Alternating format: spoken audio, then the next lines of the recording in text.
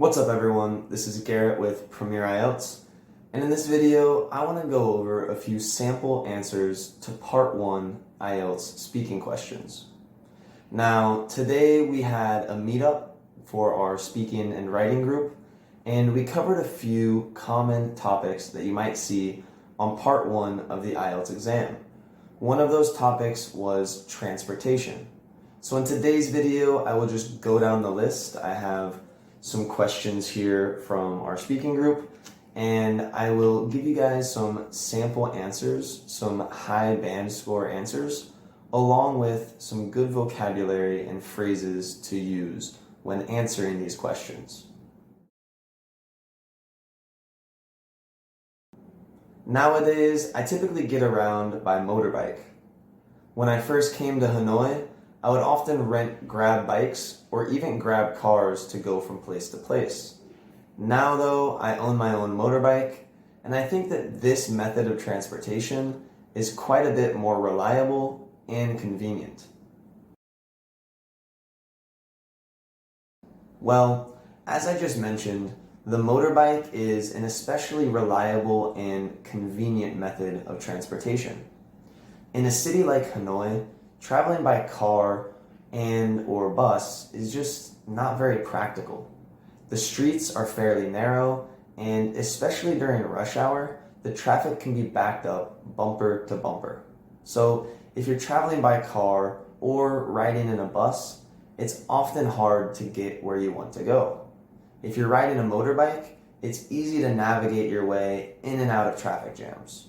So I think without a doubt, traveling by motorbike is the easiest way to get around the city, but of course there might be other reasons that people prefer to travel by car or even bus. Yeah, definitely. I think that motorbikes are far and above the most popular form of transportation, but I see a lot of people riding the bus as a part of their daily commute. I don't think the bus is the most convenient way to get around, but I think it's a really good public resource for a lot of different people in Hanoi, and it's really become a staple of the city. Yeah, definitely. I think in any big city, there will be issues with public transportation.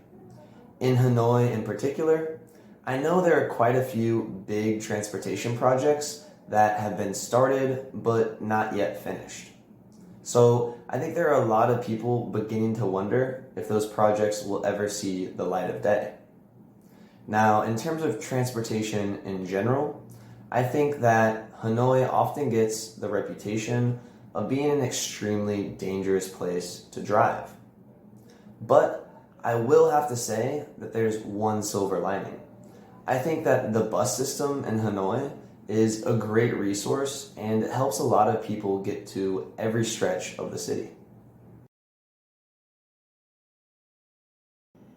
Well, if I'm taking a long trip, there are always a few things I take into consideration. First, my top priority is safety, and after that, I always consider comfort and convenience. But above all, my favorite way to travel on a long journey is on motorbike when taking a road trip. When you take a road trip, you don't really have anywhere to be. You just drive. You're often with friends, and going somewhere when you don't really have any plans is a great way to relax, and if you travel by motorbike, you can always take in the scenery. Well, I've traveled to a number of different countries, so I've had my fair share of bizarre rides. But I would have to say that the most unusual method of transportation I've ever used came in my hometown in Kansas. When I was at a friend's farm, I got a chance to ride their family's horse. Now, I had never ridden a horse before, and what struck me as so weird about the scenario was when you drive a car or even a motorbike, you are in total control. If you turn to the right, the bike turns to the right. If you turn to the left, the bike turns to the left. But when you're riding on another living animal, you are completely at the mercy of what it wants to do.